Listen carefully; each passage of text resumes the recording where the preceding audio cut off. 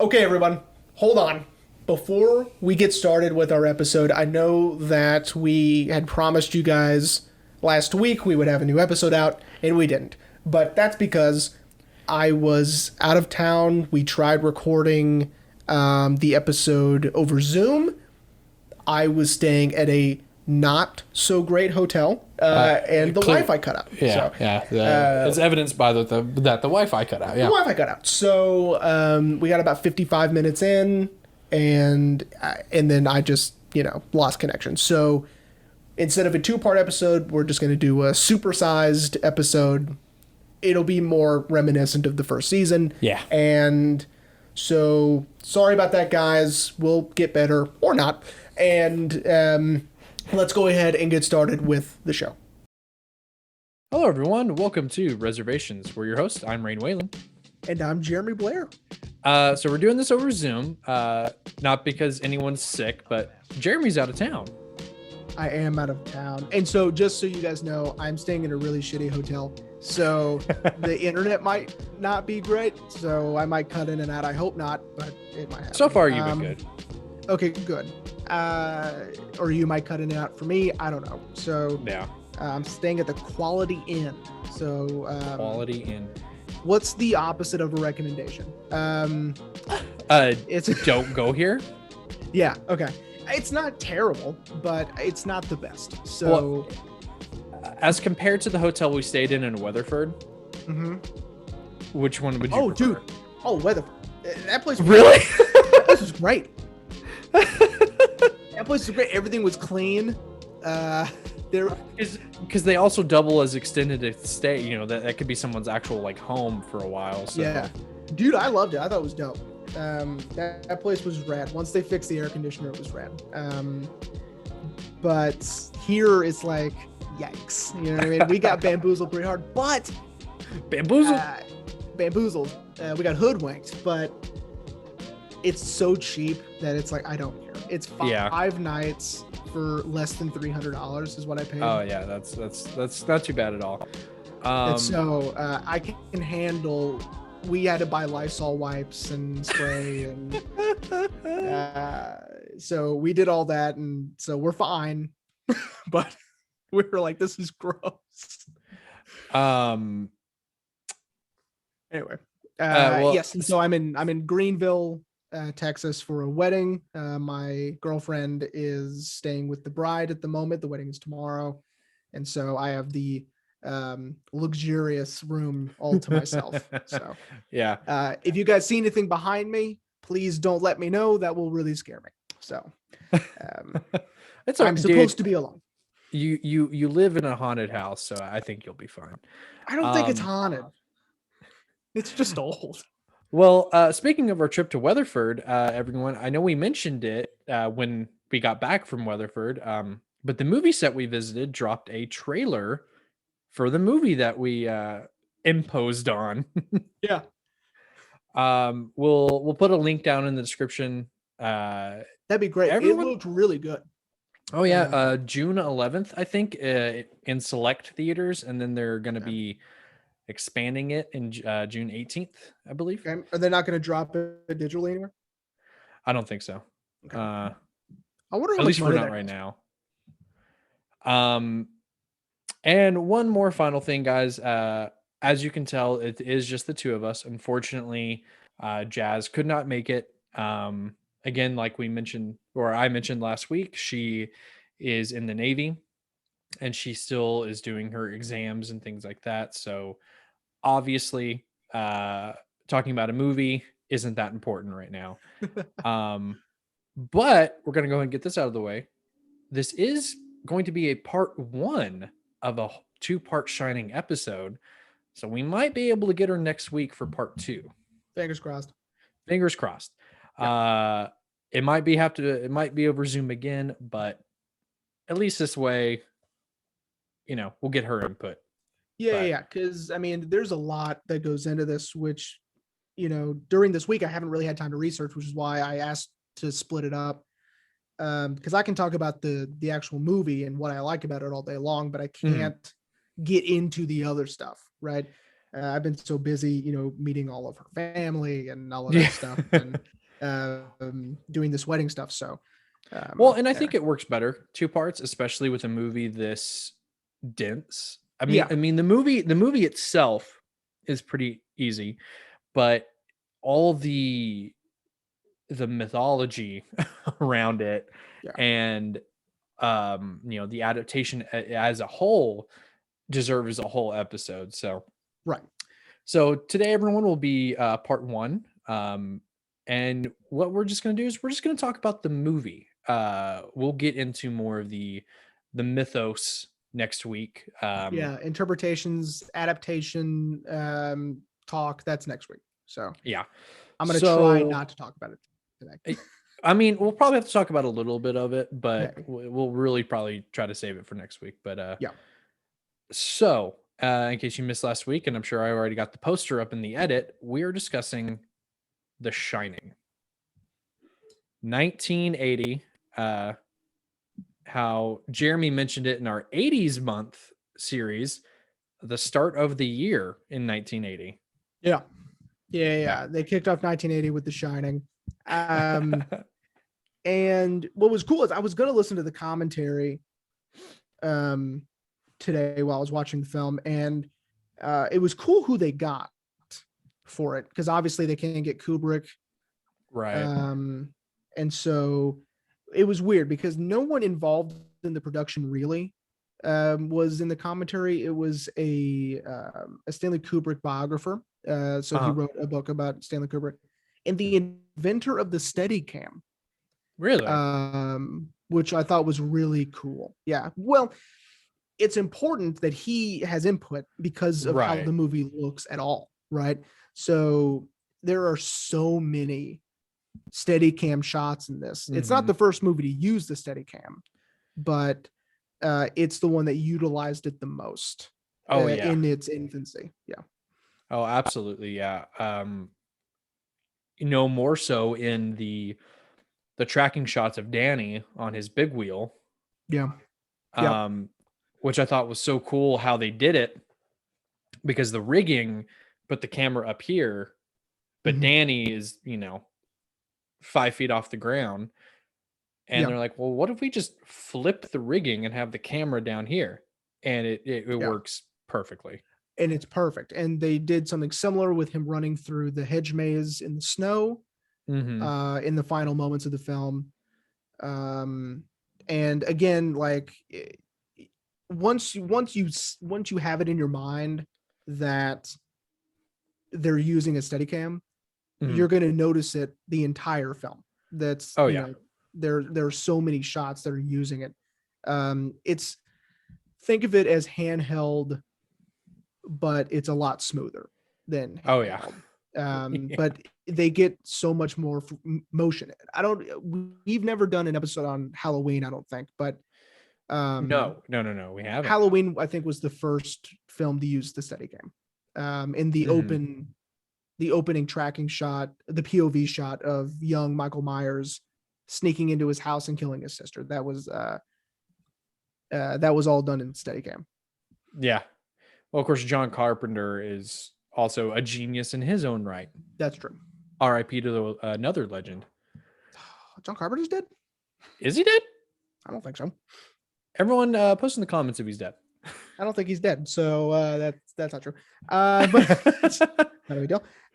But anyway, so we do have to talk about this. So if anyone didn't know, this is an adaptation of a Stephen King book, also called The Shining, that Stanley Kubrick decided, I'm going to keep the setting and the characters, everything else can go away.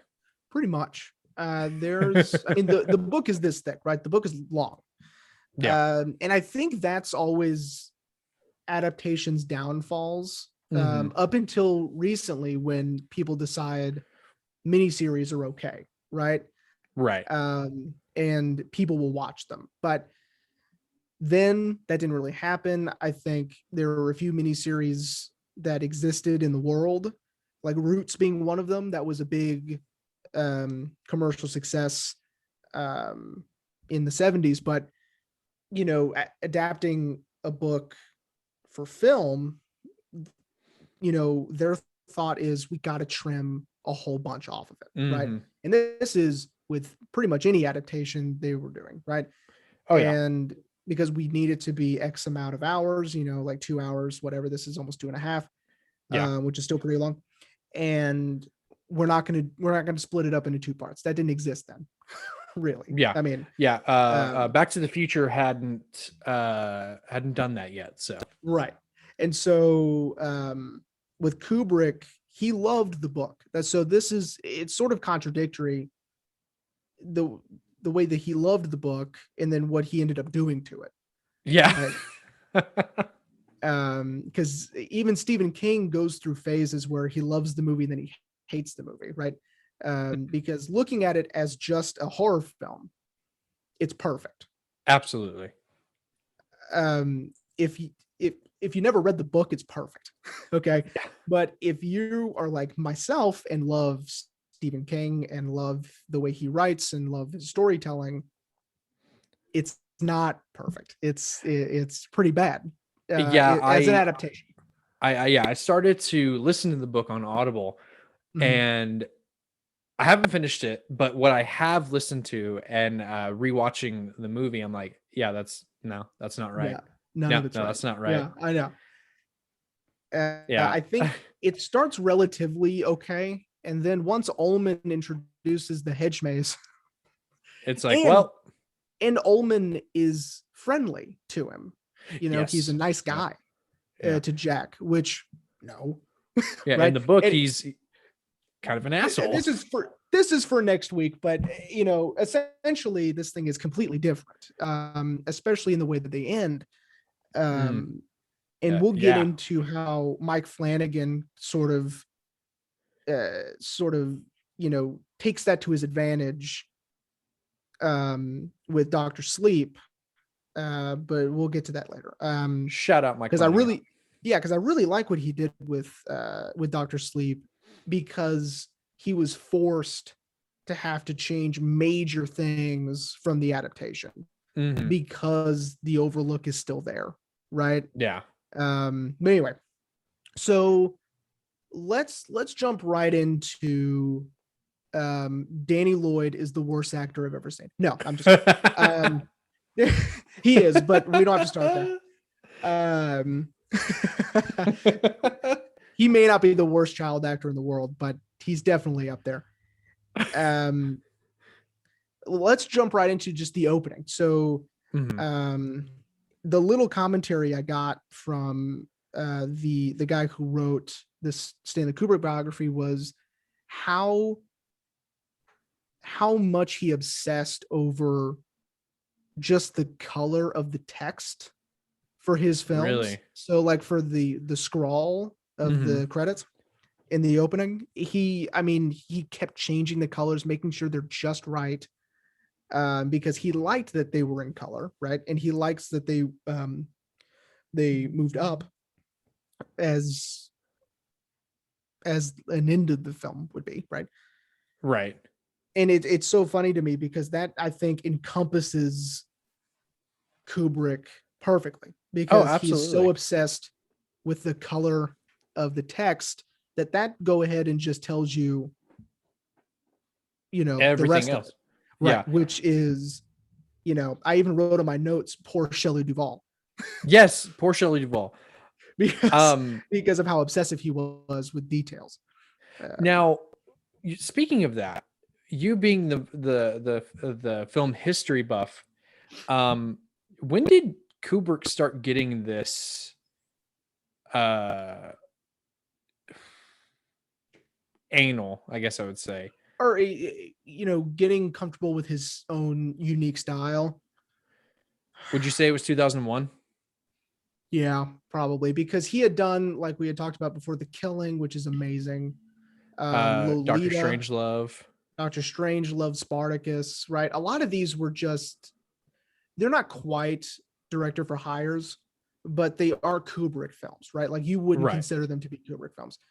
even though Dr. Strangelove is incredible and it's amazing, and Absolutely. the killing is amazing, and Lolita is it's great in its own right. But I think 2001 is when he decided to. It was another adaptation, but it was so different because he and the author were working together to create the story. Mhm. He was writing the book during the film production. So okay. they were able to collaborate and share ideas and, really make a cohesive story and make it this very unique adaptation, which is they were happening at the same time. Right. Right. But yeah, I would think that it would be 2001. That would make sense to me. Yeah, because as we both said, poor Shelley Duvall Or Shelley had to Duvall. walk backwards up those stairs 127 times. And that's not even the worst. No, That's not even the worst. That didn't give her a mental breakdown. No. It didn't help. But yeah, It didn't help that 10 years later she just decided to stop acting. Yeah. Yeah, I know. Poor Shelley Duvall. But yeah, if anyone didn't know that, the scene in question is when Jack, in my opinion, gives one of my favorite lines. The "I'm not going to hurt you," which is also coincidentally one of Jazz's favorite lines, is the "darling light of my life." And and he's walking up the stairs and she's walking backwards up the stairs. And Kubrick had them do that 127 times to get it perfect. Yep. And it's just, I mean, would I say it shows? No, the scene looks great as is. So yeah, I don't know which one they used, but yeah, I don't, or which combination of ones they used, but yeah, I mean, it's great, and Kubrick he's so meticulous that and this bleeds into next week's theme, but it's what really fuels the fire for these interpretations and mythologies within his films, right? Everyone has to figure out what that red book is on Ullman's desk, or why in the world that kid is wearing an Apollo 11 sweater. Why? And why the hotel has a impossible layout. I was going to bring that up. I wrote that down because I don't think that has anything to do with what we're going to talk about next week. So, okay. Impossible geography of this of the hotel. I like the idea of that. It's hard for my brain to wrap around it myself because I would have to memorize or have it in front of me, the overlook, and then see where they're going and try to see where they are and whatever, right? But I've heard that in several places that it's a lot of these hallways don't exist, or they shouldn't. Yeah, like the biggest example is the window in Ullman's office. Everyone says that shouldn't be there. That if you're looking at the overlook properly, because they used it's a place in Oregon. Yeah, they used that lodge as the overlook. And if you look at it and track how Jack comes in, that window shouldn't exist. And this is what I'm talking about with this obsession with trying to figure it out, right? But see, I like the idea of that. I don't know if it was intentional or not. It probably wasn't. No, because the guy in the commentary was talking about how meticulous he was about having the set in England recreated perfectly from the lodge they used. So I don't know. So maybe they got something turned around and it's like Marcellus Wallace's Band-Aid, right? Yeah. It's just an accident and it becomes part of the mythology of the story, right? Oh yeah. But it also kind of, it helps to add to the the thing, with the hotel itself as being alive. And Yeah, it is sort of like a portal to the afterlife in a sense. Mhm. It's this hub for death and evil and whatever. Yeah, which often begs the question, which of course, as I'm thinking about it, I'm answering it, but it's like, it seems like people are only really affected when there's no one there, Yeah, when right. They talk about Grady, right? Mhm. Um, which that story is a little different in the book also, because they weren't well, yeah, because they're not supposed to be twins, those girls. So Well, um, see that's a that's another. Sorry, we'll talk more about it next week, but that's another misconception that they're always referred to as the Grady twins, but even in the they're not twins. movie, Yeah, they're referred to as 8 and 10. yeah. So they're So, not twins, but and they're not twins in the book either. So, um, but you're right. It's this sort of like Ullman was describing to Jack as sort of a cabin fever, right? mhm, This, this sort of manipulation of the vulnerable. right. Um, and you're right. It really does only happen to this extent when people are alone. And which begs the question too, is there something supernatural at work in the hotel, or is it just someone who's unstable finally going over the edge? That's a great question. So, um, again, I'm sorry to keep bringing up the book because we were going to do that next week, but But well, I um, mean, but it helps it to it understand the makes movie. that interpretation makes sense because of how obsessed Jack gets with learning the history of the hotel. Hmm. Which And happens in the book. so all of that is in his brain um, as he's slowly going insane, right? Right. Um, and so it would make sense that his delusions or his hallucinations would be of this thing he's been obsessing over every single day in the basement. Well, and also I know that there was a deleted scene from the movie where it was going to show Jack reading history of the hotel, Mhm. but for some reason it got cut. They are the Um, most boring chapters in the book. oh, Um, that's probably why. there are because it is literally a history book for that chapter. Uh, Dad and I think we skipped it when we were listening to it on our way to the Stanley Hotel, which is where Stephen King got the idea. Blah blah blah. We'll talk about it next week. But Yeah. um, we're like, oh my god, Who like cares? this is so boring, and it matters, but I don't care right now.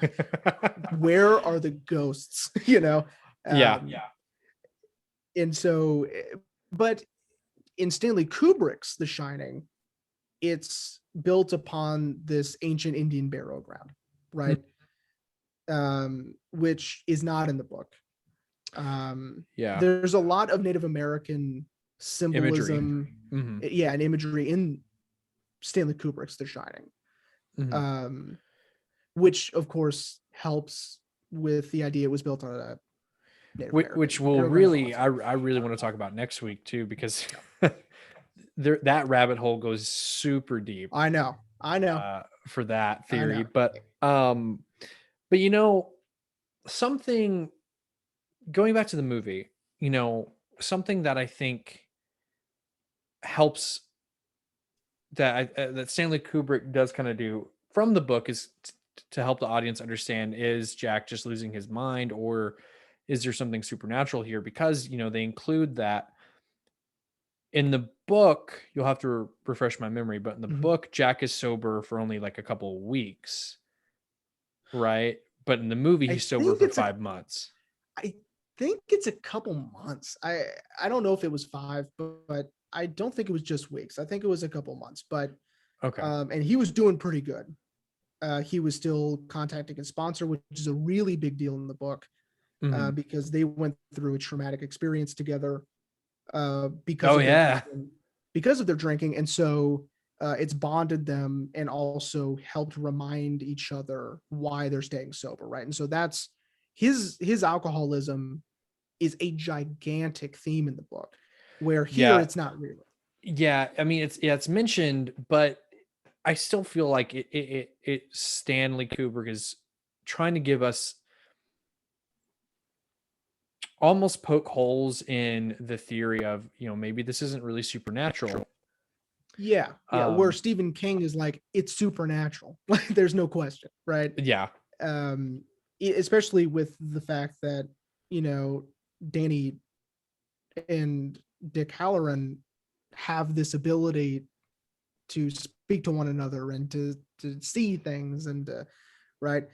So which we can get into Dick Halloran, because he is also a character in it. Really? um I don't know if you read the book, I Spot, when it burned down. um I own it. I own the book, but I okay. haven't actually read it. Yeah, so what Stephen King likes to do is he likes to connect certain things. Right. And so one of the brilliant ways he's did that is putting Dick Halloran in this story of the black spot, which Oh is a yeah. big deal in it. But anyway, what I really want to talk about is what makes this a great horror film. Let's Mhm. just ignore Yeah, the let's King yeah. stuff for now. Yeah. I want because this is one of the greatest horror films I've ever seen. I I really so okay. So I know you've seen this as per most of the movies that we do. You've seen this more than I have, and I have only seen this in the past year. Um because when Doctor Sleep was announced, I I really wanted to see it, and then when I was told that it's a sequel to The Shining, I was like, well, I got to see The Shining now. And I really loved it. I never reading the book, I loved it. I thought it Right. was, I was expecting it to be more scary because Mhm. around this time in 1980, we've had Halloween. Um, we haven't had You've had or Alien. we and then we I think we had the first Friday 13th, Mhm. which is the best one. Actually, no, the first three are the best ones. The rest of them are garbage. Yeah. Um, but so I was expecting it to be that kind of horror, not in the vein of like slasher horror, but a little bit more gory. Okay. But I actually loved it way more that it was more psychological Mhm. and more plays with our mind and you know like I was Yeah. mentioning, is this supernatural or is this just a man going crazy from cabin fever? Because the ultimate question because the ultimate answer to that question is, who let Jack out of the pantry? We'll let Jack out of the pantry. Yeah. That is answered, I believe, in the book. I don't remember that part in the book, but I think Grady lets him out um, Yeah. of the pantry, which of course makes sense because it is supernatural in Stephen King's world, Right. right? um but yeah, I mean, and my boy Jack Nicholson, uh just really killing it. And I mean that I Literally. mean that with the pun. Yeah. uh yeah, man, it was awesome. And especially considering this was my first Stanley Kubrick movie I'd ever seen. you know Oh, okay. um this eventually led me to getting Dr. Strangelove. um I've got The Killing and Barry Lyndon on my Criterion wish list. I've got Mhm. 2001 in my watch list. So Yeah. this, and Well, I and feel you had like, seen A Clockwork Orange. oh, never mind. Clockwork Orange was my first Stanley Kubrick movie. Yeah. Son of a bitch. Yeah. uh I'm glad you said that. But Yeah. it's, even with all of the all the stories that came out, what happened on set with Shelley Duvall and all the different takes and things like that. It's still a perfect movie. Well, I wouldn't say Mhm. perfect movie to watch. There we go. Um, Mhm. and it's when I told Ashley we were gonna do this, she was like, "Yes, finally." Uh, because Finally, it a movie she has, likes. yeah, well, and because it has just such a big pool and has been referenced, especially the movie, in so much pop culture throughout the years. Yes. So that's a good thing to bring up, is that it's very hard to kind of, at least for us, to step back and just watch it as a film, not as this cultural icon that Mhm. has that it has become, right? Right. That, when people say here's Johnny, they've never seen or heard of the movie, but they've heard people say it, Right. right? And they don't even realize it's a reference to Johnny Carson. I mean, they're just, you know, they just know the line, right? Right. In the first episode of Hannibal, which is a show I love very, very much. As do I. Um, hashtag hashtag season 4, please. Um, Brian Fuller. Will Graham, yeah, Brian Fuller, Will Graham and Crawford go into a very red bathroom, and it of course is to mimic um, Jack Torrance and Grady in the bathroom, Yeah. um, in the red bathroom in The Shining, right? I mean, so it's even in things that have nothing to do with The Shining, really, are being influenced by The Shining because they are so iconic. And Yeah. like the red bathroom in the green bathroom in room 237, and right, these things are just ingrained in our brains. Oh yeah. Um, And I feel like, especially, and you're probably going to hate me for this, but in 2018, when Spielberg, Steven Spielberg, when he did Ready Player One, there is a whole mhm, part in the movie when they're looking for the second Easter egg, the second key, where they step into the world of The Shining.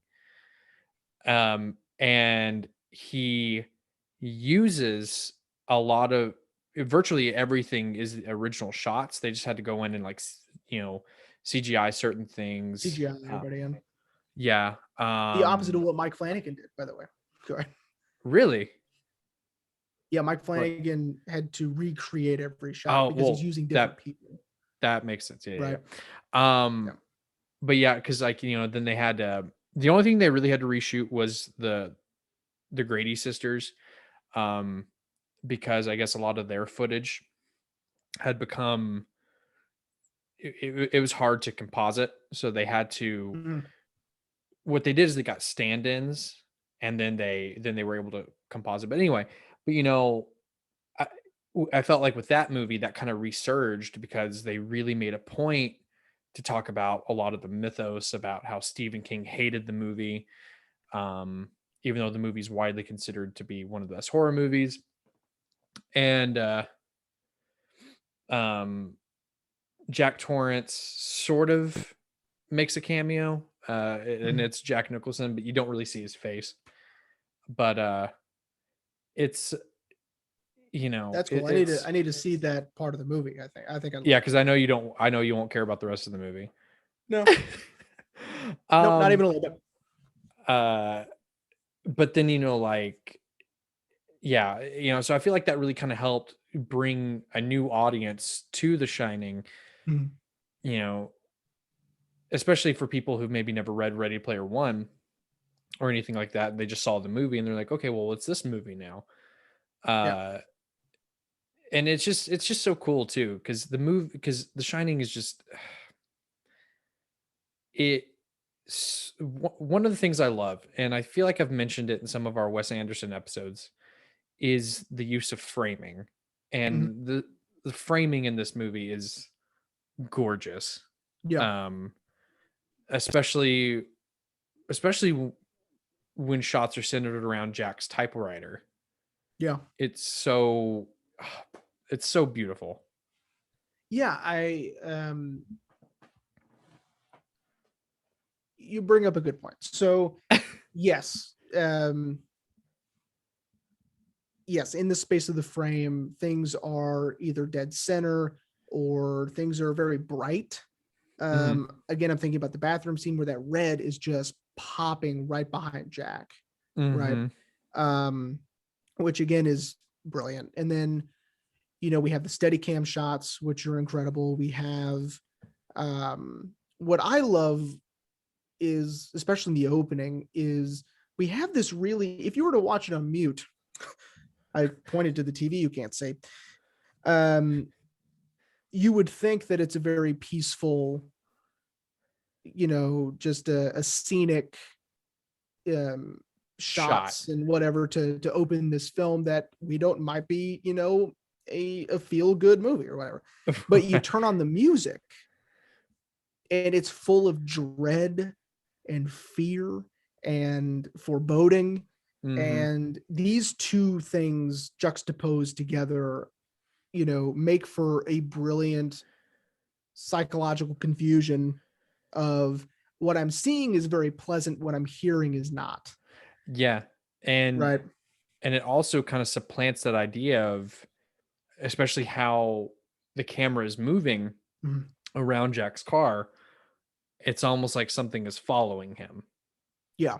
Yeah. Right. And so it plants this idea in your head that maybe, maybe Jack was chosen to go to the Overlook to succumb to it because they knew he would be the most vulnerable. Right. Almost. I mean, maybe I'm reaching, and I'll save more of my reaching for next week. Lord knows there's going to be plenty of reaching. Oh yeah, that's going to be a lot of fun. But still, I mean, but even with, it just feels like something is watching him. Especially with the Steadicam shots of Danny riding his big wheel through the hotel. It feels like something is there right behind him the entire time. And every time he turns a corner, you're on the edge of your seat until you finally get the payoff of something's there. Right. Oh God. Yeah. And I didn't research how many times they had to do that, but how many times he rounded the corner, or how many times, they had to just track him on that big wheel. Cause you can't just, since it's one shot, you have to do the whole thing over again. Right. Yeah. So I don't know how strong that little kid's legs got by just pedaling that big wheel all day. Danny Lloyd going to the premiere with his parents, and he's in like short shorts because his legs are so like yoked out. Yeah, they're so yoked, and people are like, "Oh damn, what's up, dude? Hey man, your acting sucks, but hey man, cool legs, man." But those calves muscles, though. Well, okay, so there was another thing that I absolutely love about this film, and and it also has to do with sound. Okay. Is the absence of sound when Danny is having his sort of fit before they leave to go to the hotel. He's still in his house. And we get of course, the very iconic elevator full of blood. We get flashes of the girls, and then we get flashes of him screaming. And all of this is really without there's very soft music. But I mean, we don't hear the things that we were being shown. Right. I love that. Oh yeah. And especially when you realize that shot of him screaming is from later on in the movie. Right. When Danny is shining, witnessing Dick Halloran's death. Yeah. And you're like, oh, like he knew that was going to happen, but it's, yeah. And of course, I know that's expanded upon in the book, especially with the character of Tony, which we'll probably save for next week too. Yeah, we'll save Tony for next week. By the way, I hate this. The finger thing. I hate that. That's my complaint for the film. I don't like this. I don't like that. Was that a Danny Lloyd decision, or did Stanley Kubrick tell him to do that? I don't know. I'd like to think that if if Danny Lloyd had a dumb decision, Kubrick would have shut that shit down so fast. He'd be like, he would be like, what if I do this? He goes, no, kid, that's dumb. You know, and you're dumb. You know, Why did I hire you? I have no problem believing that. The fact that he didn't get replaced immediately is insane to me. Well, also, I mean, it was the 1980s, dude. You know, not, you know, even Shelley Duvall, poor Shelley Duvall, even she comes off a little bit wooden at times. Yeah, she is. She's a little stiff. I think that if you're around Jack Nicholson all day, who is literally chewing scenery, I mean, it's amazing just how over the top he is. I think they're just like, maybe we need to pull it back, you know. As we're Stanley Kubrick was like, nah, man, ramp that shit up. Yeah, ramp it up to 11, please. It's like that movie hasn't come out yet. It doesn't matter. So, Spinal Tap. Wait, no, 1980? Spinal Tap should have been out by that point. I don't think so. I thought it was like 83 or something. Hang on, let me call Rob Reiner really quickly. All right, yeah, call Rob. Tell him what's up. He'll know what it means. And anyway, so again, the whole idea of Dick Halloran dying is also a big misstep. He doesn't die in the book, so well, but he's dead in Dr. Sleep, though. He is, because he's old and he died of old age. That makes sense. Yeah. But you think... of course he's dead in Dr. Sleep because he's using Kubrick's Shining. Okay. So anyway, R.I.P. Scatman Crothers. Yeah, R.I.P. Every time I see his name when I watch the movie, I just immediately like Scatman Crothers. Scatman Crothers. So I want to ask you this then, because since you asked that, and if you feel like your answer needs to be saved for next week, then just remind me next week. Sure. But why do you think Kubrick wanted to kill Dick in the movie? I don't know. That's a great question, and I don't think we need to say it because again, that's important to what we're talking about today. Because I think it's to make it more horrifying, maybe to make it a horror film. Instead of this very dramatic, thrilling ghost story, which is what really essentially The Shining is. It's not, I wouldn't call it a horror book or anything. Yeah. It's a family drama with ghosts. Right? Okay. I was hoping you were about to say it. Yeah. But, you know, Kubrick wanted to make a horror film. He loved certain aspects of the story. The things that he either didn't like or didn't think would serve in this genre, I think he just cut it out. I mean, to fully visually represent it, Jack passes a upturned maroon beetle on his way to the Overlook, which is what Jack drives in the book. Dick does. Oh, Dick does, right. As if to say, fuck you. Yeah. You know, because I'm doing what I want. I don't know if he meant it like that. I don't even know if any of this was malicious at all. I just think that Kubrick had such specific, strong opinions and ideas of what he wanted. And he thought that The Shining was a great template to create this horror film he wanted to do. 1 week later. So you're really saying that Stanley Kubrick just wanted to use the book as a template for a horror movie. Yes, and there's evidence in this movie that this is really hilarious. That we just jumped right in.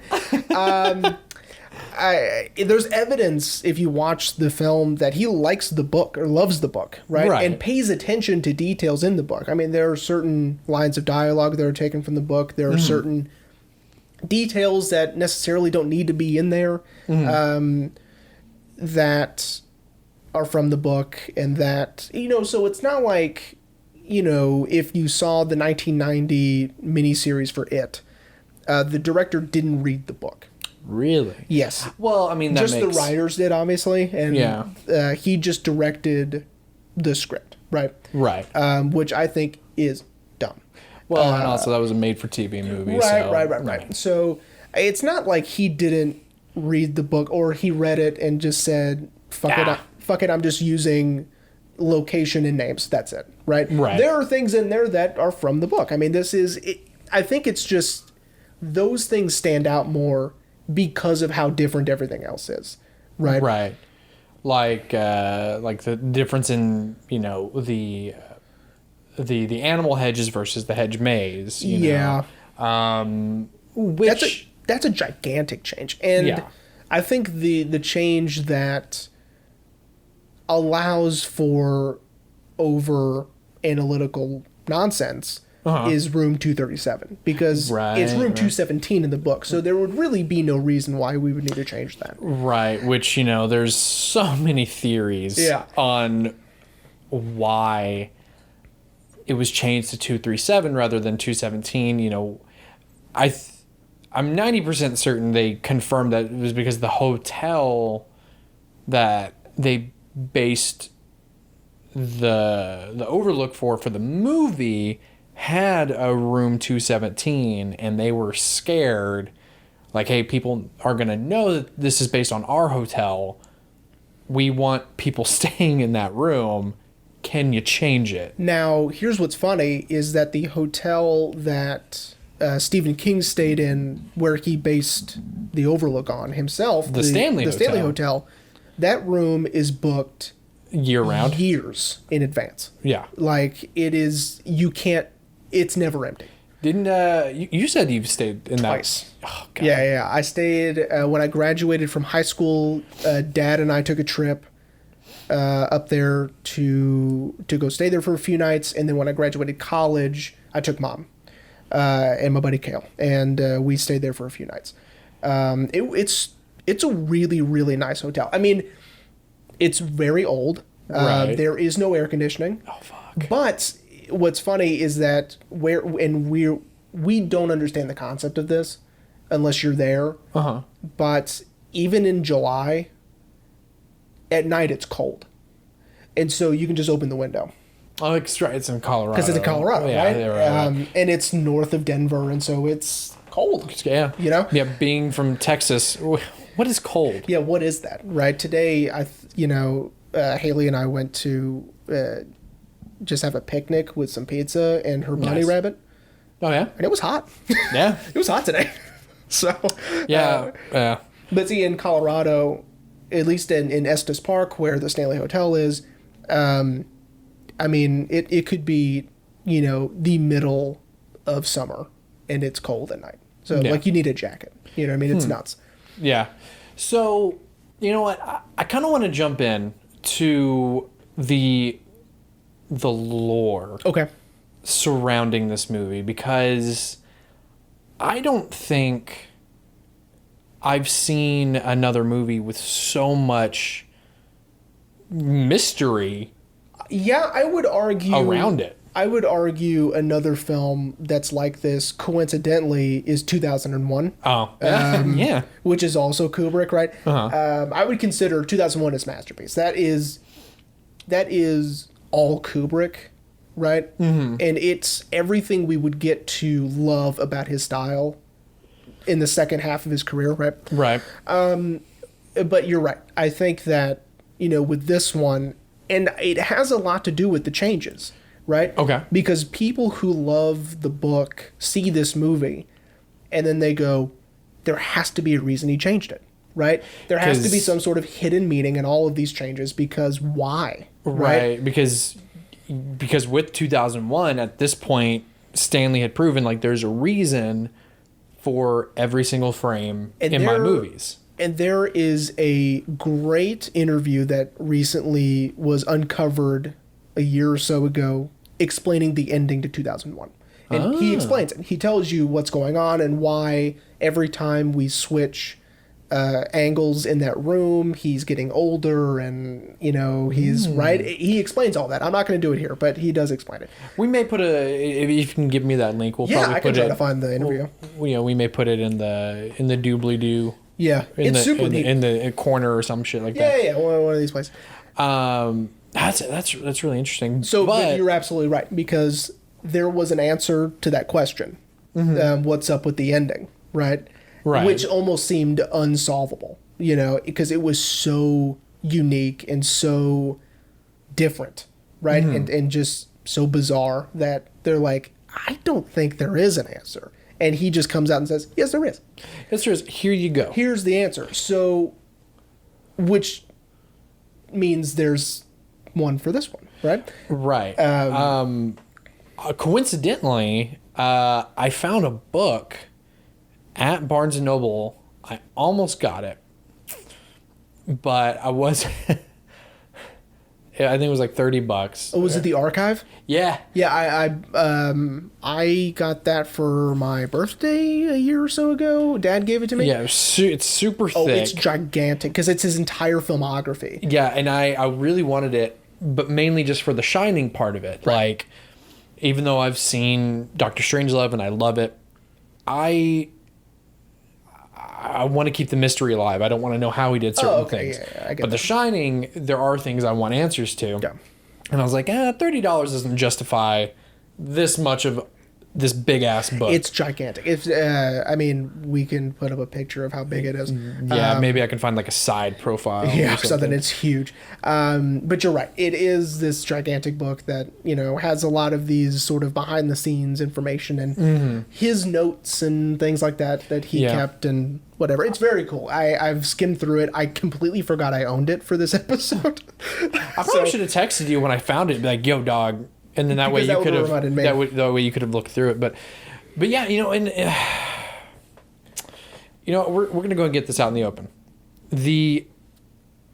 If anyone comes across the documentary Room 237, don't watch it. I remember after Hated it. Ashley and I were on a big Shining kick when we saw Dr. Sleep. We loved Dr. Sleep. Yeah. And when I got the 4K steelbook of The Shining with the, so we were just on a big, just like Shining kick. Like we did The Shining and Dr. Sleep in one day. Yeah. And then we found this documentary and we're like, that seems really interesting. And it does seem really interesting. Props to whoever made their trailer. Yes, the trailer is really, really good. Very well put together. And it seems like it's going to be legitimate information. And so you're like, oh, wow. And so it starts off kind of slow, as most documentaries do. Yeah, I was waiting. I was like, okay, so this is the beginning.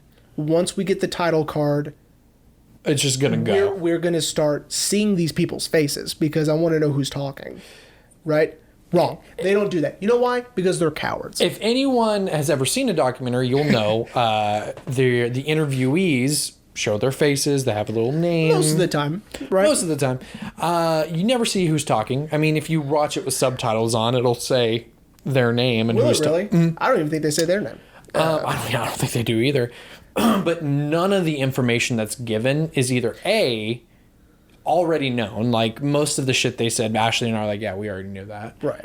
Or B, it's so out in left field. Yeah.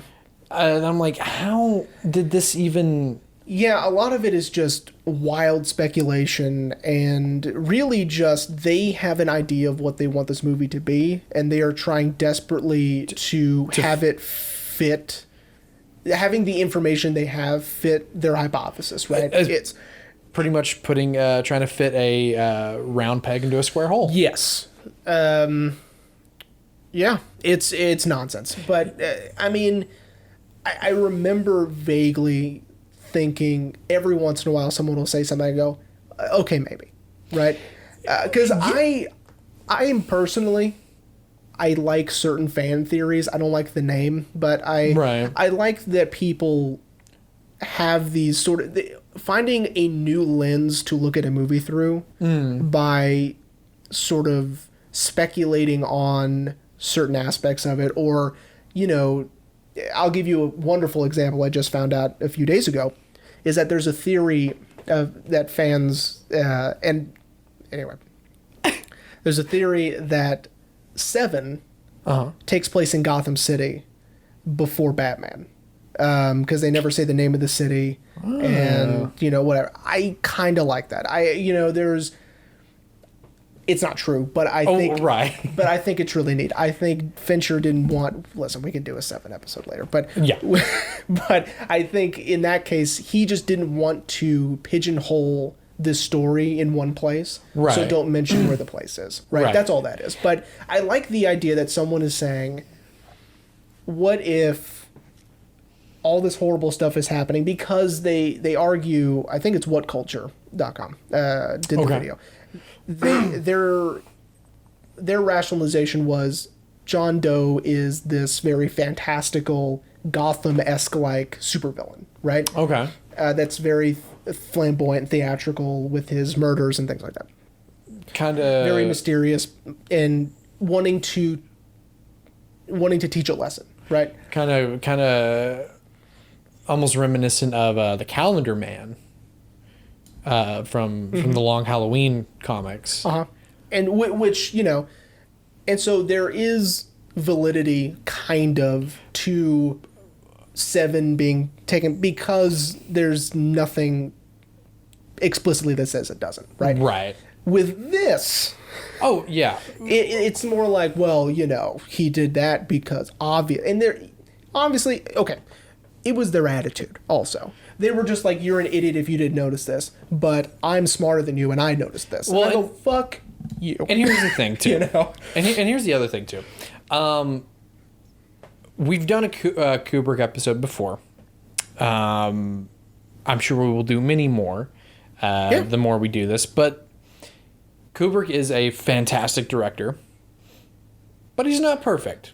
I completely agree. And as far as imperfect people go, he's pretty close, though. Yeah. Because, his movies just seem so flawless. Right. And so the, some of the people in that documentary are like, like the one I hate the most Here we go. is the shot, the push in on Danny in the bathroom, and we see a little dopey sticker on his door. I remember this one. Cut to later when Danny has his psychic trip out about what's going to happen when they do go to the Overlook. Mm-hmm. I apologize if anyone heard that. Someone's yelling outside. The dopey is gone. Mm-hmm. And one of the talking heads was like, yeah, Kubrick is saying that he's not a dope anymore. And like, is he though?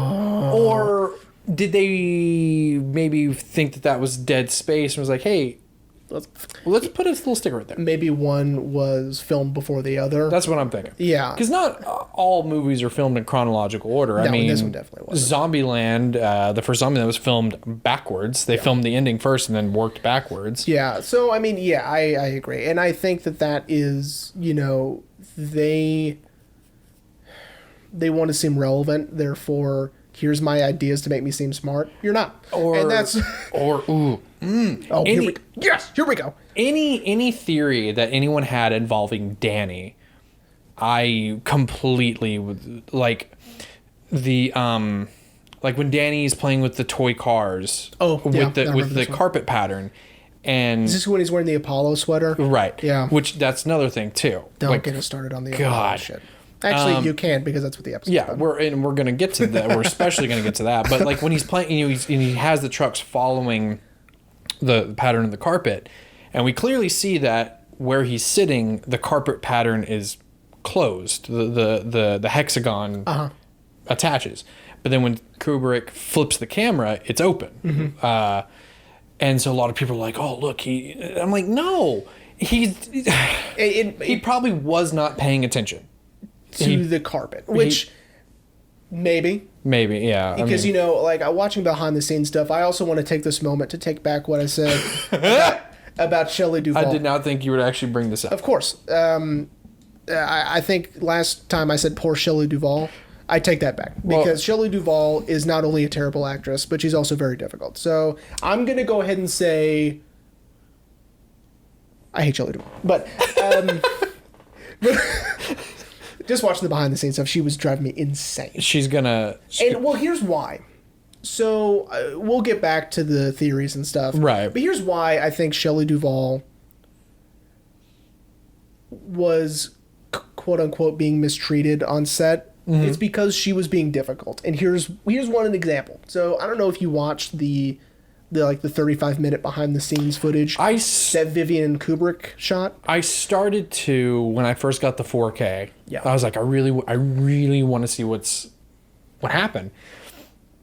I just couldn't get into it. Oh, okay. And I was like, it's not a traditional behind this, what we would now think of behind the scenes. Right.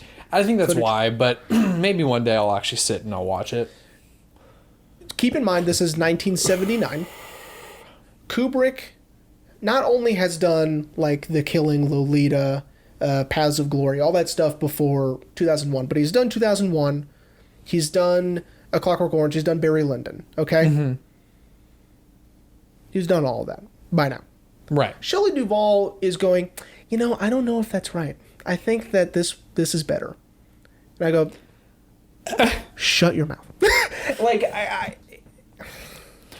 it's not like Kubrick's new at this, So I think if Kubrick says, how about you quit flinching every time he says something, it looks phony, listen, because he's going to make you do it 2,000 times until you do it right. But not only that, he knows what he's doing. Don't argue. So did he really say that? Quit flinching? Yes. He goes, you got to stop jumping every time he talks to you. It looks phony. Knock it off. And she goes, well, I just thought, he goes, knock it off. Because it looks phony. He's exactly right. It looks fake. Right? And because Wendy being scared of Jack is in the book, but not nearly to the extent Shelley Duvall portrays Wendy. Of course, another gigantic change is Shelley Duvall has black hair, and Wendy is blonde. In the book, which is a big change. Also, Dick Halloran survives the book, by the way. I think we said that in our time. Did we? Yeah. Oh, and past Rain and Jeremy talked about past Rain and Jeremy talked about that. Yeah. But anyway, right. So that's. So that was driving me crazy. So I just wanted to, after doing some more research, take back poor Shelley Duvall because Shelley Duvall deserves it. So what you're saying is if she was being more like collaborative, like I think, hey, Stanley, for this scene, maybe... Or just trust it. Can I try this? I think she was being an actor.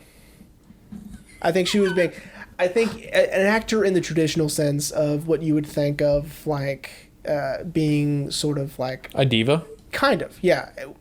And it almost makes you think Hitchcock was right. They treat them like cattle, tell them where to stand, tell them what to say, move on. Shelley Duvall makes that seem okay.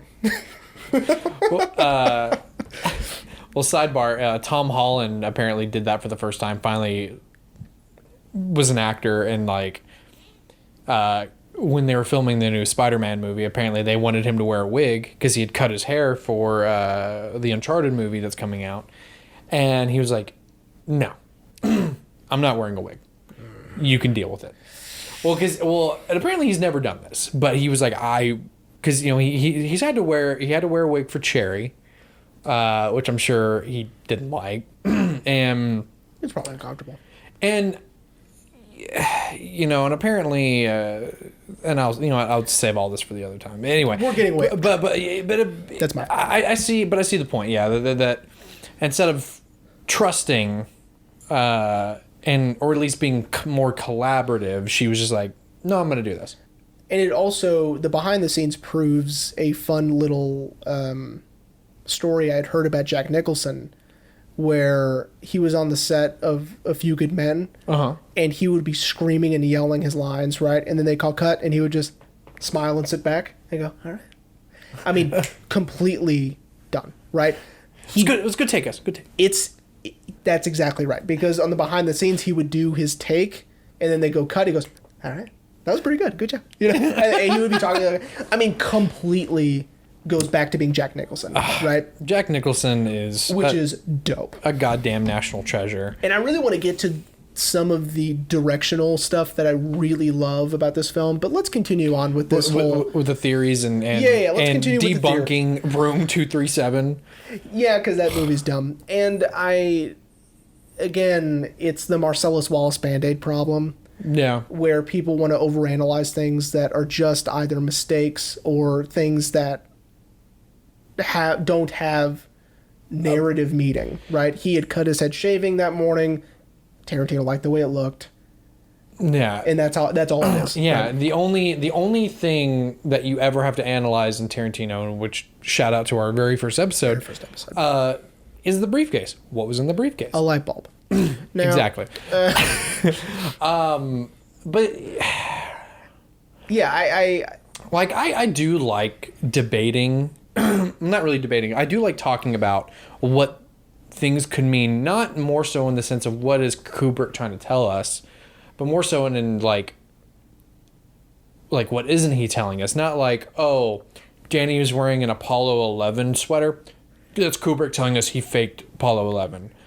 Which, if everyone should go see the movie Moonwalkers, because that's one of the theories of how Kubrick did it, that he faked the moon landing. Okay. It's got Ron Perlman in it. Ron Perlman. oh, Ron Perlman. I like him.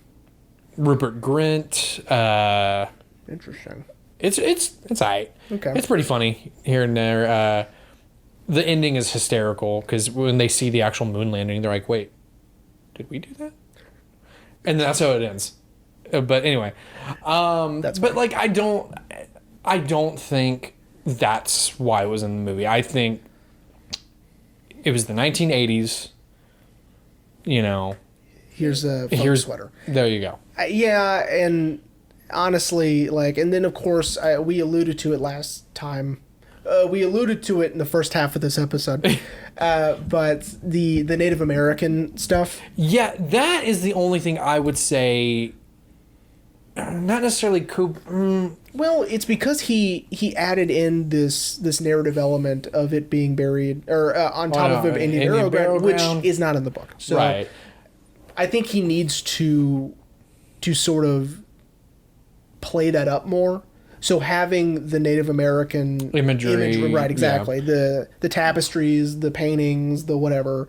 I think that helps sell that idea. That's the only theory that I do agree with, and it's not even one they talk about in the documentary. Is that because the site is built on an Indian burial ground? You know, the Indians. All the violence attributed to them is what they essentially curse the hotel. Yeah. And their blood is the one that comes up from the elevator. Right. That I do like. Okay. I do appreciate that. Yes, that one I heard. But I don't remember where, but I heard. I also watched a video, I may have also mentioned it in the first half of this episode, about the Carl Jungian stuff. Did we talk about that? No, I don't think so. If not, you're going to hear it again. Yeah, sorry guys. I watched a video because I thought it was going to be dope. I think we did talk about it because it was the Red Book theory. Yeah. We talked about it off mic. Oh, did we really? Yes. Oh, okay. Never mind.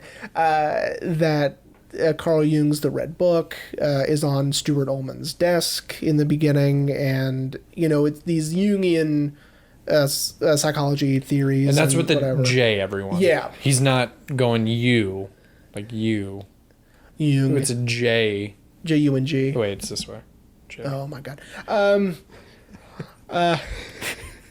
Anyway, the Red Book had not been published, widely published to the public yet, not until like 2009. Really? And so it's probably a prop, but people knew about it, and especially Kubrick would have known because he was really into psychology and Carl Jung and things like that. So there are some things that are in Jungian psychology that can be used to interpret things in The Shining. I don't know about that. It makes sense only because he was super into Carl Jung, but not to the extent I think that they were. Again, it was very much overreaching for certain aspects of this movie. Right. Not to say that it's impossible, but now I do want to ask you this theory. Sure. Because I have heard this one. Sorry, everyone. I'm trying to just get my mic back to where it was. I have heard this theory, and although I don't fully support it, okay, it makes sense.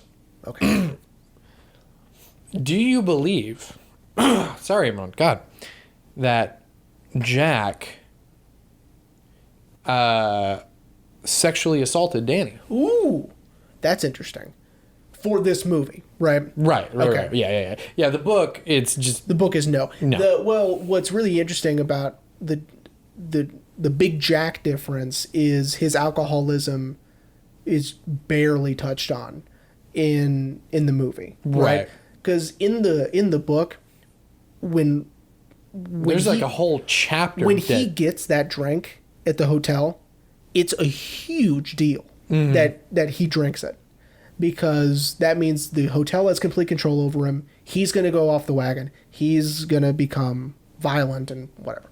Right. Yeah. There's a whole chapter in the book just dedicated to how bad his alcoholism was. Yes, and why his sponsor is so loyal to him and what they went through together and all that stuff. So As we're in the movie, it's just like he lost a job at the school. He hurt Danny.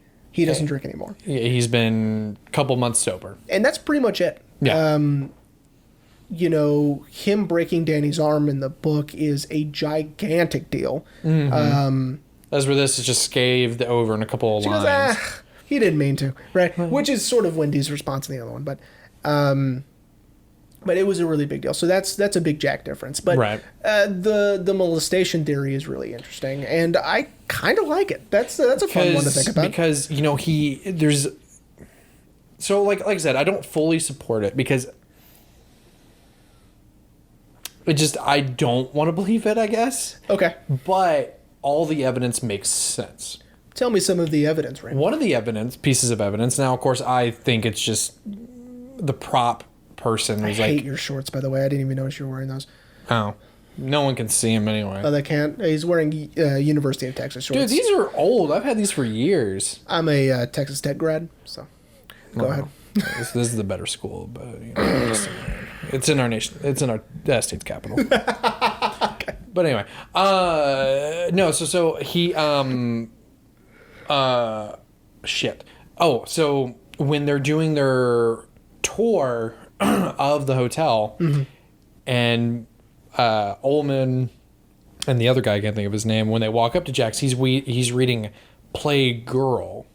Oh, that's interesting. Someone apparently enhanced the photo, and he's reading Playgirl. Playgirl magazine? Now, that's the part that I'm like, eh. I guarantee you. The prop person was like, here, Read this. just look through it. Jack Nicholson thought it was funny, and he probably was just like, okay, fine. Yeah.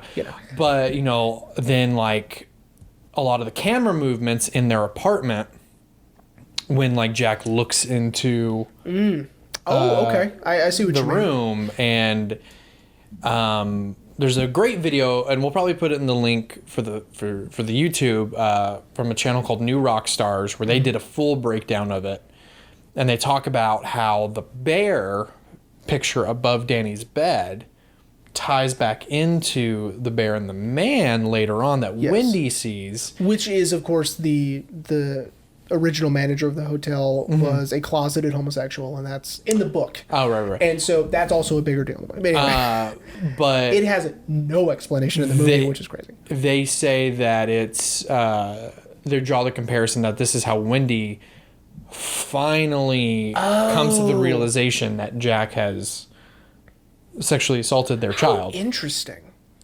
Okay.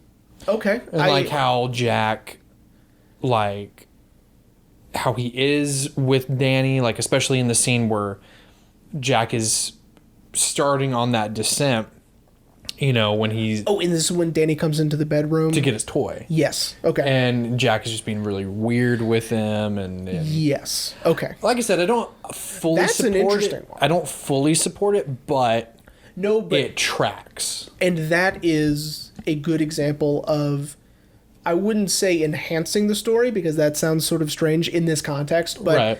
I would say giving more depth to the story. Mm-hmm. And again, it's so hard for me to say that because I love the book so much. Right. And so it's like, just do the book, Yeah. But I also really love Kubrick, and so I like the idea of that, as horrible as that sounds. I think it adds this new nuance to the characters and to even the direction, the camera movements. I think that's really interesting. Because, it's very obvious that Jack hates his family from the minute they're on their way to the hotel. Which is nuts, right? Because, of course, in the book, Jack is very loving. One of Stephen King's criticisms is he's not supposed to be nuts right off the bat. Right. Yeah. In the book, Jack is very... It's a famous criticism that he says. Yeah, in the book, Jack starts very loving towards Danny, loving towards Wendy. Yeah, and of course, his sobriety, he's taking that very seriously. Again, that's a way bigger plot point in the story. As where Jack Nicholson already starts at a 10. Yeah. And just cranks it. Man. Yeah. Yeah, because in the car ride, like, he watched it on the television. Like, he clearly already hates his family. Yeah, he doesn't want them to be there. But he has immediately no choice. Yeah, which is strange because he does. He doesn't have to take them with him. You know what I mean? Yeah. But sorry, that was super loud. I do like that molestation theory. That's really neat. I hadn't heard that one. I'll send you the link so you can watch it because they do a full breakdown of the entire movie, but then they talk about that, and that's really cool. Everyone should check it out after you watch our video. Go on the link and check it out. Yeah, that's really neat. And of course that because it is famously said that, people who know the story hate that the bear and the man is never explained. Because it's just there. Because people who know the story know why it's there. But people who don't are going to be like, what is that? Right? Right. So I've never finished the book, and I want to say I remember hearing or reading that that's what that meant, but I actually enjoyed not any context. It's just weird. Yeah, and Wendy's just like, right, and it is this sort of especially during this part of the film where they're just being bombarded with all of this supernatural. Yeah, because Wendy is finally kind of open. I would say if anyone wakes up in the movie, it's Wendy. Because now she's finally seeing everything that Danny has probably already seen. Yeah. With his shine, and that the hotel's hooking their hooks into Jack. Let's talk about the ghosts because there is, of course, another theory that there are no ghosts in the Overlook. That Jack is just crazy. Yeah. Which I don't like, but because you would have to. It's the genie problem. There's a theory that Ferris Bueller doesn't exist and it's just Cameron, but you can't explain the genie scenes, right? Right. So it's the genie problem because you can't explain if there are no ghosts. Then there's a lot of explaining you have to do with Dick Halloran and with Danny especially. But, and the biggest one, and I mentioned it at the beginning of this episode, who let Jack out of the pantry? Well, Grady let him out of the pantry. Yeah. And I do like, and he kept this in there, which is really neat. I've always loved this exchange between Grady and Jack, where Grady explains that he's always been the caretaker here, right? I love that exchange. I don't know why, but I've always really liked that. And Kubrick kept it in, which is why I know he read the book, right? Another part of that New Rockstars video is they explained that Jack could be a reincarnation of the original caretaker. But anyway. So, the ghosts. The ghost. What I love so very much about Kubrick's direction and his style is that anytime we are, especially with Jack, is having an interaction with the supernatural, we're always really pulled back. It's always these really wide shots in the beginning most of the time, which sort of separates us from the action, making it sort of odd. It's not intimate anymore. Right. We're not in the space. We are watching someone interact with things that aren't there. Like his first interaction with Lloyd? Yes. And who for sure is the devil. I really like Lloyd. I love their interactions, him and Lloyd, at the bar. Also, that's supposed to be Grady, by the way. Really? Yeah. Grady's supposed to be the bartender. Oh, in the book? Yeah. Oh, okay. but I like the invention of Lloyd. Because I don't think he's in the story. But anyway, doesn't matter. So it's been a while since I've read The Shining. Listened to The Shining. I don't read. He doesn't know how to read. I don't know how.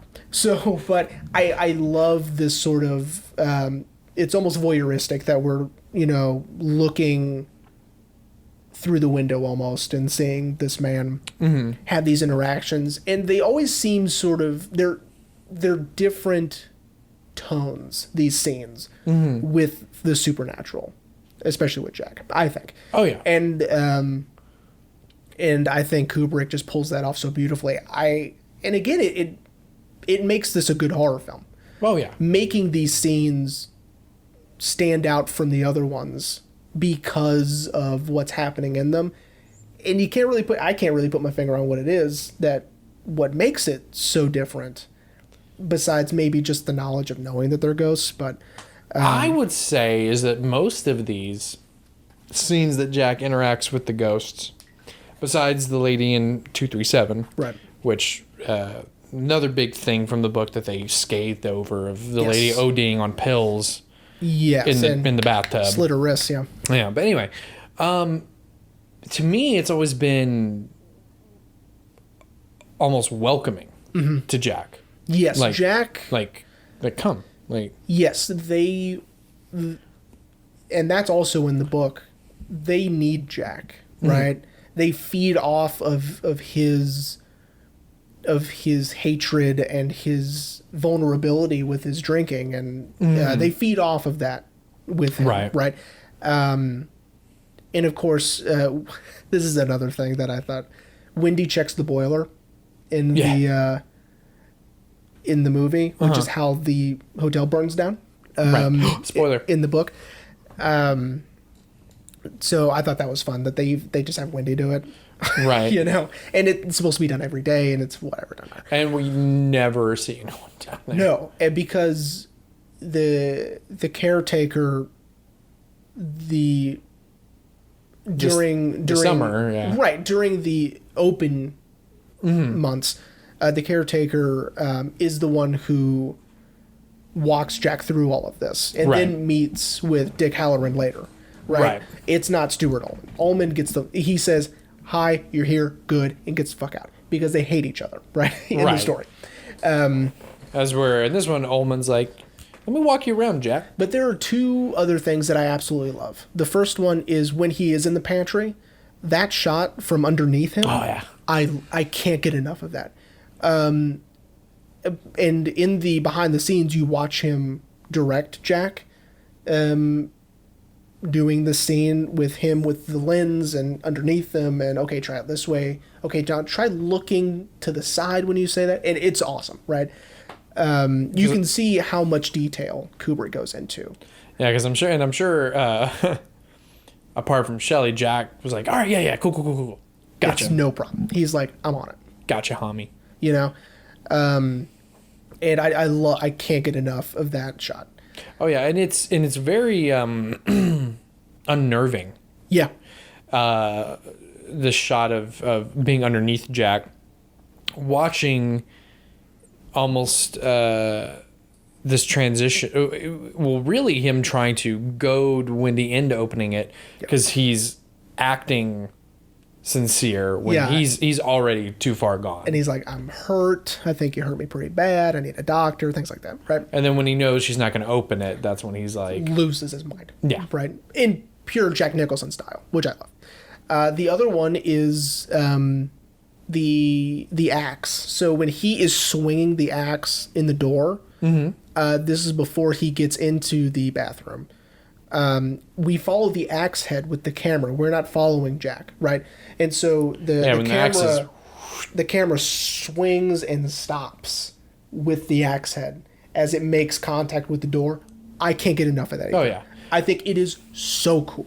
Well, that whole sequence is awesome because I guess they forgot that Jack Nicholson was a volunteer firefighter and knows how to swing an axe.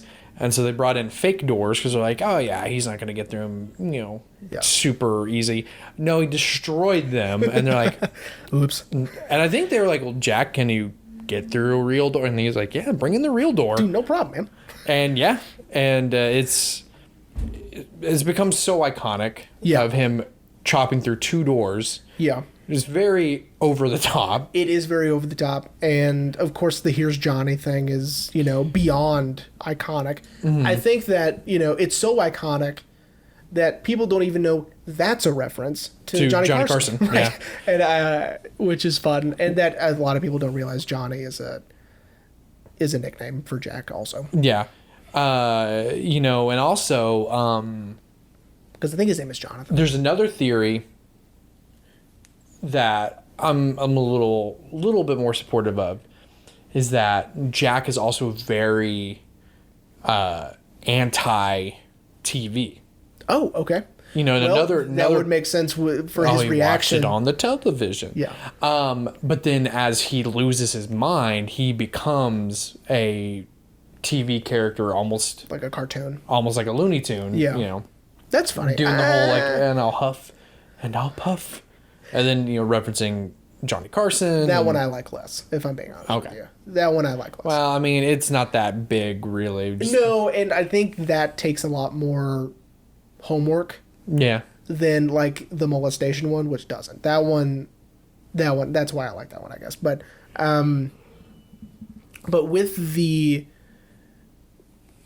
with Jack sort of losing his mind, well, more than he already was losing his mind. He was already batshit crazy. Yeah, those sequences are really fun, and especially also Kubrick only makes it seem like they were there for a week. you know, which of course is not true. In the book, they're there for months. Yeah, Ashley tracked it open from May to August, and so then they would need someone there from October to April. Yeah, and that's 6 months. Yes, and so they were there for 3 or 4 months before Jack finally snapped. Right, or before the hotel takes control over Jack, and right. Another big gigantic difference is Jack doesn't use an axe. Yeah, it's a roque mallet. It's a roque mallet. It's a gigantic Denver croquet mallet. Yeah. Which makes it, I don't know, I would call it more brutal because he has to bludgeon them instead of just chop them, right? Right. Yeah. Yeah. Yeah. So, which I like that he uses a mallet in the... Well, croquet, dude.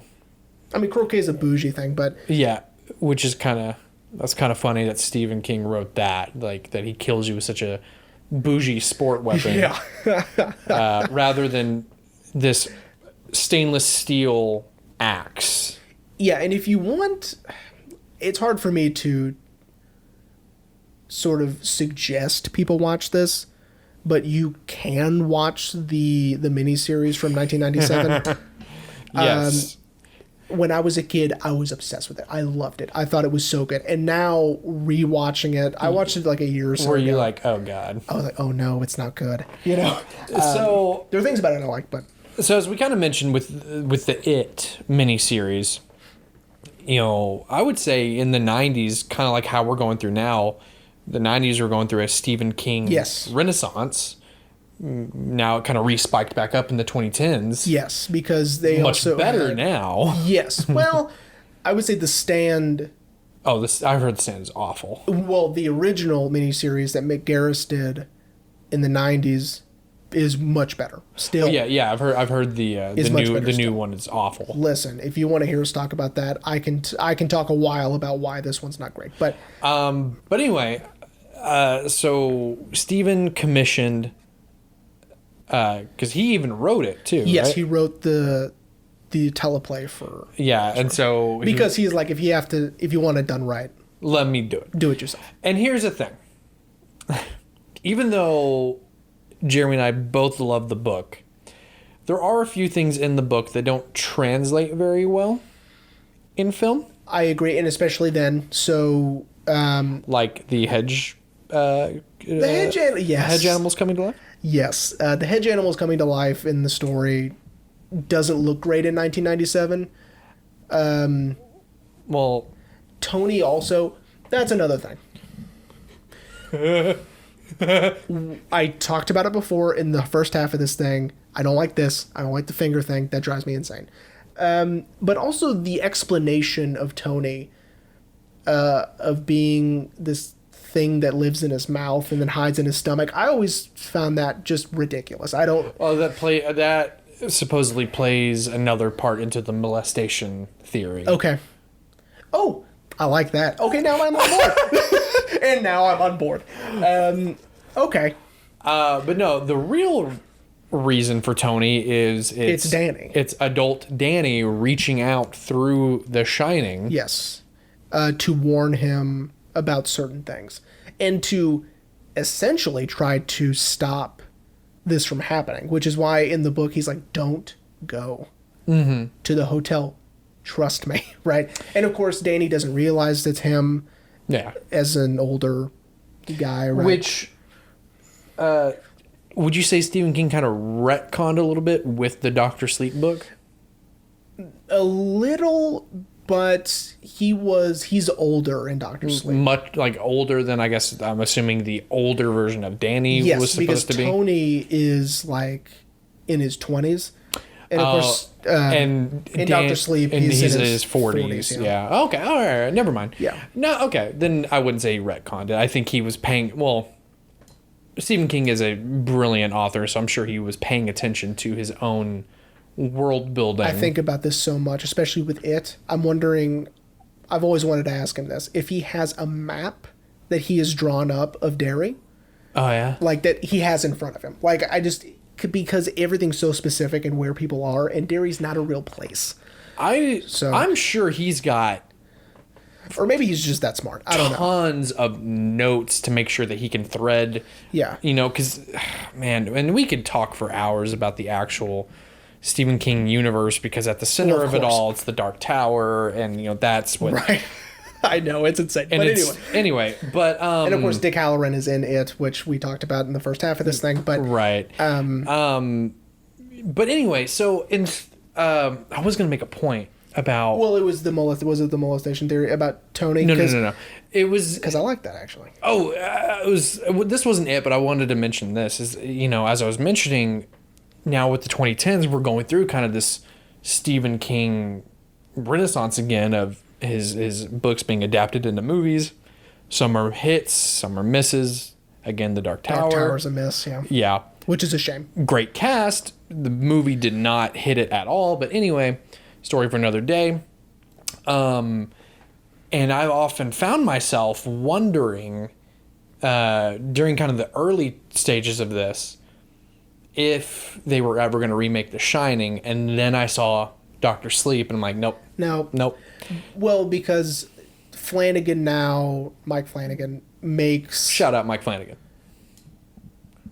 He's redeeming Kubrick's Shining with Dr. Sleep while still maintaining its cultural significance. Yes. Because, if he had decided to use the Steven Weber... shout out to Wings. The Steven Weber, Mick Garris... 97 Shining, no one's going to know what that is. Right. My dad and I will. That's it. Not a big fan base. Right. So yeah, because the movie has become, and it is ironic that it has become this cultural phenomenon, as you mentioned. Even though some people probably have never seen the movie, they know here's Johnny. Right. And like I said, it's ironic because Stephen King, of course, now, again, shout out Mike Flanagan, for redeeming it. Stephen King at the time hated it.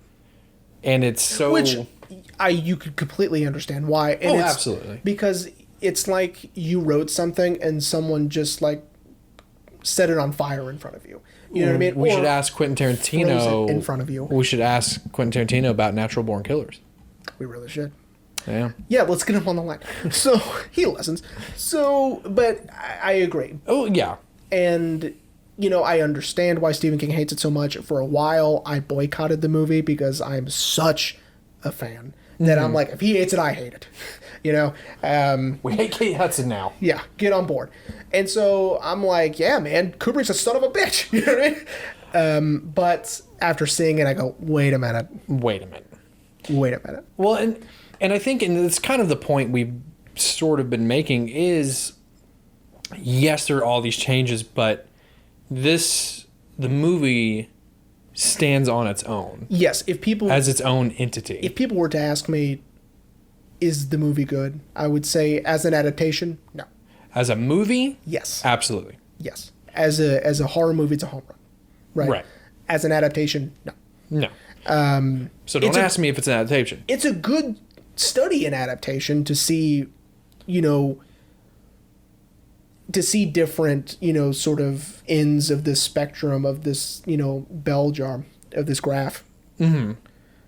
This is an extreme. This is an extreme adaptation of taking very little and creating something completely different. And then there's the other where it's exactly the same, right? Right. People complain about both. So yeah, the Stanley Kubrick's, it's nothing like the book. And then Stephen King's, well, it's not good. Yeah, well, it's not good, right? It's not good. It's not good. It's not made well, and it was on television, and I want to say that's one of the first things you ever told me when we were in high school is how much of a fan you were of The Shining, and because I had remembered in high school my mom telling me about the movie, and I want to say you were the one who told me like yeah the movie's all right, but Stephen King, he did a TV show and it's so much better. I really want to say you told me that. I probably did. I told everybody. And I was just like, okay, well, I don't think I ever saw the show, so I don't care, Jeremy. And you're just like, but the show. But it's accurate, you know what I mean? And sometimes that doesn't matter. Yeah. I think. I mean, if you just want to listen to Campbell Scott read it to you on Audible, go for it. That's just as good. Oh yeah, it's yeah. The Audible is really good. That's how I was listening to it. But yeah, man, it's The Shining is. It's unique. This is a different beast than some of the other stuff that we've talked about, and that's why it takes 2 episodes or this one really long one to talk about it, because there is just so much, right? Because there is so much to just.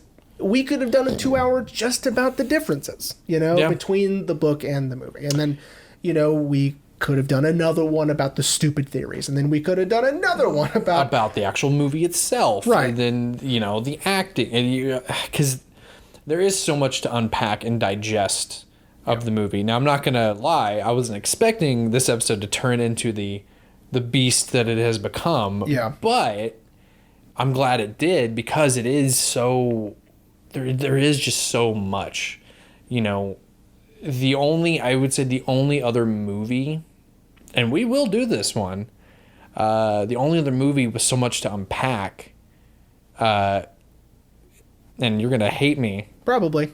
Is the Big Lebowski. Okay. There's so much to unpack in the Big Lebowski, and we will do it. That's so funny. I think I've already told you what we're gonna do it on. Yes, and when we're gonna do it. I'm gonna go ahead and let everyone know now. 100th episode special is gonna be the Big Lebowski. Yeah. I don't care if it's your pick. It will. Oh, that's fine. It doesn't matter. We'll save it as it's no one's pick. It's the 100th episode. It's Big Lebowski. So right. That's fine. But anyway, it just, man, and the movie is. And I think that's what makes it so much fun to talk about, is that the movie is really good. And with his style that leads to these theories, right? Because like we've mentioned before, it's 400 takes or he's not doing it, right? And so with that much attention to detail, with you should look over here when you say that with your eyes. Like, don't move your head, just move your eyes. Look over. That matters to him. And so with that much attention to detail, these little things that are in there, like that stupid sticker, it's got to matter because he notices, right? Because he pays attention. Right. Right? And so I think a lot of also is just knowing who Kubrick is as a filmmaker. Right. And if people didn't really know that, I don't think they would care. I think they would just chalk it up as it's a continuity error. Right. But because people know Kubrick and how meticulous he is and the genius that he is, that people just have to assume it's on purpose. Right. And that's what leads to all these insane out there, sometimes albeit close theories. Can I tell you my least favorite? Tell me theory your least favorite. Is the people who watch the movie backwards and forwards at the same time. Oh, to have when they got to that on that documentary, I was like, are you fucking stupid? If you do that with any movie, things are going to line up that are like, oh, that could mean something. I will loosely quote Max in the movie Pi. You study something long enough, patterns emerge, no matter what. Yeah. Right? You look into something long enough, you're going to find things. And it's because you're looking, number one. But number two, it's like, of course, there are patterns everywhere in nature, even in our individual cells and DNA. So, I mean, That's insane. That's why I haven't watched or read any behind-the-scenes stuff. I mean, a few behind-the-scenes stuff, but that's why I haven't read anything about how he did certain things with, like, Dr. Strangelove. Yeah. I don't want to know. Let me keep the mystery alive. Yeah. Same with Clockwork Orange. Yeah, Clockwork Orange is another one you could probably dive into a lot. Especially that one. Yeah. Yeah. Closest one he's ever done adaptation-wise. Yeah. The only thing he did was he just didn't do the right version. He did the abridged, we're missing a chapter at the end version. Okay. Yeah, we talked about that before. Yeah. But yes. So, yes, watching this film backwards and forwards at the same time, don't do that. Yeah. And first of all, how would you do it? You have to have like this crazy apparatus to do it, especially to overlap them also, because they would overlay them on top of one another to get this sort of double exposure effect, right? Right. Insane. Apologize Insanity. if anyone heard that. I think my wife ordered herself dinner. Now, there is something to this watching things backwards and forwards. I've heard with the last two episodes of Twin Peaks: The Return. I've heard if you watch those back to back or at the exact same time, they link up or what. Like it makes more sense, and there's stuff that I believe because Lynch is nuts enough to do that. I was about to say because David Lynch is a madman. Because David Lynch is like, why don't we make it to where if you watch them at the same time, you'll notice more things or whatever. And they're like, okay, See, I don't think I could do that. I don't think I'd be like, yeah, or just side by side even. Like, it's bad enough that I am slowly finally learning how to watch a foreign language film without. I can just watch it, see the subtitles, and still pay attention. As much as I hate reading, I am pretty good at it. I've surprisingly so. My mom can't even do it, and she has a master's degree. Yeah, I think she hates it. I think it's just relaxing your eyes and just watching. I think it is, and it's understanding that number one, some dialogue you can let go. Not everything. Just because it's being presented to you doesn't mean it's that important, right? Yeah, like the movie I just watched. There's throwaway dialogue, right? Sometimes. Or there's stuff that you don't... Anyway, I don't want to teach people how to watch a foreign film, but that's how you do it. How you do it. Yeah. So, Jeremy. Yes. Are you ready to wrap up? Yes, I am. This supersized episode. The supersized, spliced together episode. That 2 weeks in the making. Yes. Yeah, man. The Shining. I love The Shining. Yeah, as do I. I don't know if you've ever seen it on my backpack, but I have a little like hotel keychain that says The Overlook on it. That's cute. I'll have to show you because I have one somewhere that I bought from the Stanley that says The Overlook, and it says room 217. That's pretty tight. And it's got an old timey key and a thing. So see, mine didn't come with a key. It looks like an old timey like keychain. But anyway, yes, I love the movie, man. I didn't mention it. This will be our oops, I forgot. One of my favorite lines in the entire movie is when Wendy finds Jack at the bar, and she's like, there's someone in the hotel. And how Nicholson delivers Are you out of your fucking mind? It's yeah. Great. And Jack is such a phenomenal actor. I wish he wouldn't have retired, but he's 1,000 years old. He turned 84 today. Yeah, I think it's his birthday. Homie needs to take it easy so we can cherish him longer. Yeah. But he's just phenomenal in it. I don't care that he already starts off at a 10. Yeah, I think again for Kubrick's Shining, it's fine. Yeah. Right. Again, that's why it doesn't say Stephen King's The Shining. It says Stanley Kubrick's Shining because this is his movie. Right. This is his quote unquote adaptation. This is his version of this story. Right. And love it or not, it's a great movie, and it deserves, to be talked about as such. It deserves to be said it's one of the best horror movies ever made. Absolutely. Just don't come up with any stupid ass theories. Don't watch it at the same time. Don't watch this movie forwards and backwards. That's dumb. So, Jeremy. Yes, sir. What are we going to actually talk about next week? Good question. So I was debating back and forth. I wasn't going to make you do one of your nevers, or even it was up. And you know what? I'll let you pick. Oh, fuck. It's up to these two. Oh, fuck. Okay? We can do The Tribe. Okay. Or You Were Never Really Here. I'll let you decide right now. Oh, shit. Yeah. You either don't get any dialogue, or you get a Lynn Ramsey follow-up to We Need to Talk About Kevin. So. You Were Never Really Here is the one with Joaquin Phoenix, right? Yes. Let's go with that one. Okay. So next week we're going to do Lynn Ramsey's You Were Never Really Here. It's amazing. Dad, I watched it with Dad. I thought he was really going to like it. Okay. He didn't like it? He didn't, and it's for a very specific reason, and we're not going to talk about it right now. Okay, good. But and I understand, because he's just like, ugh.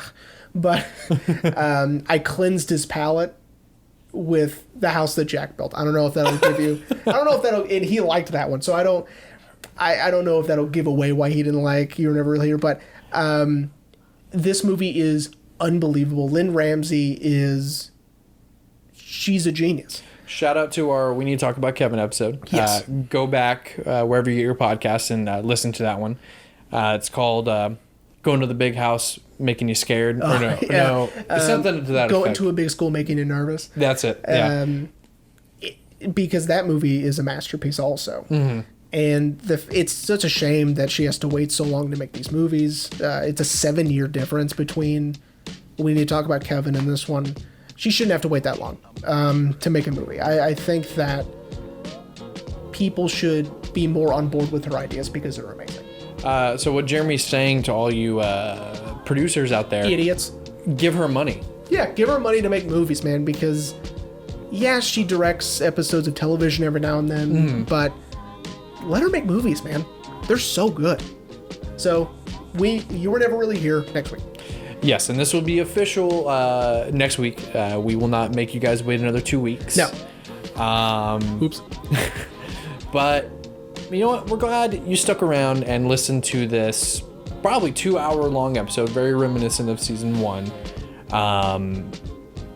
And so thanks for sticking around. Yeah.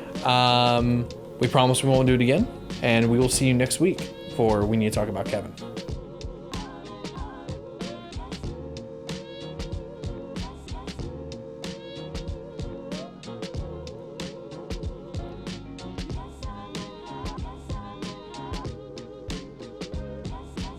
Sorry, everyone. I just realized we've already done We Need to Talk About Kevin. So we'll see you next week for You Were Never Really Here. There it is.